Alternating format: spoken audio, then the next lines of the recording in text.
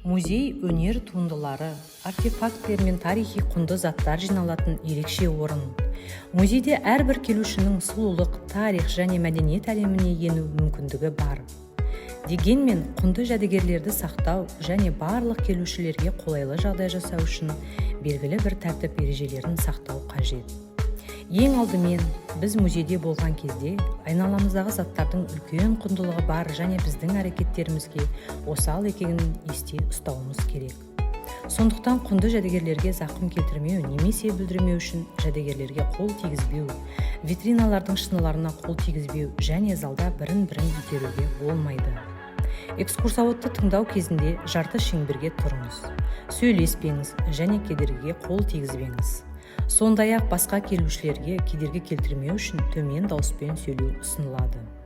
Егер сізге фотосурет түсіруге рұқсат етілсе, экспонаттардың түсірімі мен материалдарына зақым келтірмеу үшін жарқылдың өшіргеніне көз жеткізіңіз.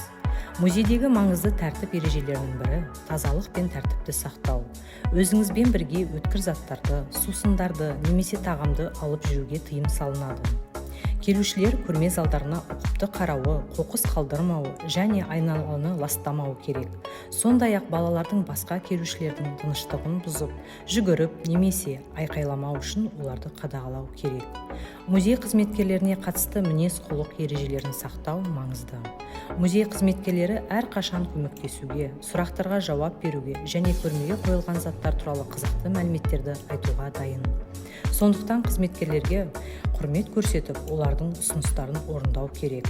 Сондай-ақ музейге келу уақытының сақталуын және қызметкерлерге қиындық тудырмауын қамтамасыз ету маңызды. Баспалдақта абай болу керек және белгілерге назар аудару керек. Осы қарапайым ережелерді сақтай отырып, әрбір музей келушісі өзінің сапарын өзі үшін де, басқалар үшін де қызықты және танымдық етеді.